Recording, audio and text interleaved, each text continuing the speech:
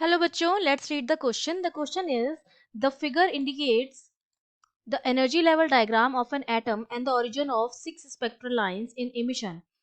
Example, line number 5 arises from the transition from level V to A. The following spectral lines will also occur in the absorption spectrum.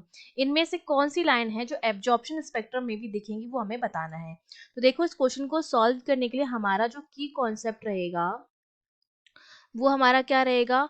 Absorption spectrum हमें तब मिलेगा जब transition जो हो रहा होगा हमारा, वो कहाँ से कहाँ हो रहा होगा. जब ट्रांजिशन हमारा होगा एक्साइटेड स्टेट से ग्राउंड स्टेट में. ठीक है, ट्रांजिशन जब एक्साइटेड स्टेट से ग्राउंड स्टेट में होगा. ग्राउंड स्टेट का मतलब है जब n की जो वैल्यू होती है वो 1 होती है, और एक्साइटेड स्टेट का मतलब है n की जो वैल्यू है वो 2, 3, 4 एंड सो ऑन हो सकती है. तो अगर ट्रांजिशन जो हो रहा है वो किसी भी एक्साइटेड स्टेट से ग्राउंड स्टेट में अगर होगा तो वो हमें एब्जॉर्प्शन स्पेक्ट्रम में दिखेगा. अगर हम एनर्जी की भी बात करें, ठीक है, सपोज ये हमारा ग्राउंड स्टेट है, n इक्वल्स टू 1 है, फिर ये n इक्वल्स टू 2 है, ये n इक्वल्स टू 3 है, ये n इक्वल्स टू 4 है. अगर मैं किसी भी ऑर्बिट में एनर्जी की बात करूं, वो हमारी होती है -13.6 Z square upon N square. अगर मैं हाइड्रोजन के लिए बात करूं, सपोज हाइड्रोजन के लिए जेड जो होता है 1 होता है, तो जो एनर्जी है वो एन के क्या है, इनवर्सली प्रोपोर्शनल है, but with the negative sign. तो जब हम n इक्वल्स टू 1 के लिए लिखेंगे तो एनर्जी -13.6 इलेक्ट्रॉन वोल्ट आती है. फिर n इक्वल्स टू 2 के लिए -3.4 इलेक्ट्रॉन वोल्ट आती है, फिर इसके लिए -1.51 इलेक्ट्रॉन वोल्ट आती है, एंड सो ऑन. तो देखिए, एनर्जी जो है वो हमारी क्या है, बढ़ती जा रही है.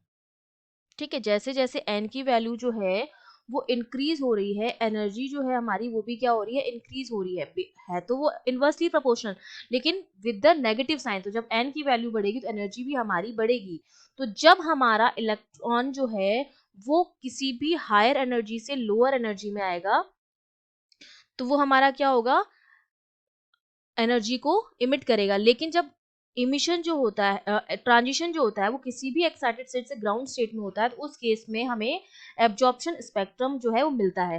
तो देखो, ग्राउंड स्टेट में कहाँ कहाँ इमिशन हो रहा है, फर्स्ट वाली लाइन में ग्राउंड स्टेट में हो रहा है, तो वन ये वाली हमें एब्जॉर्प्शन स्पेक्ट्रम में मिलेगी. सिमिलरली सेकेंड वाली लाइन कहाँ से आ रही है, बी से एक्स, मतलब ग्राउंड स्टेट में आ रही है, इसमें हमें मिलेगा. फिर थर्ड वाली लाइन जो है वो ए से एक्स में आ रही है, एक्स हमारा ग्राउंड स्टेट है, तो इसमें ये भी हमें एब्जॉर्प्शन स्पेक्ट्रम में मिलेगा. फिर जब हम बात करते हैं फोर्थ लाइन की, फोर्थ लाइन जो है वो एक एक्साइटेड स्टेट से दूसरे एक्साइटेड स्टेट में आ रही है, ना कि ग्राउंड स्टेट में आ रही है.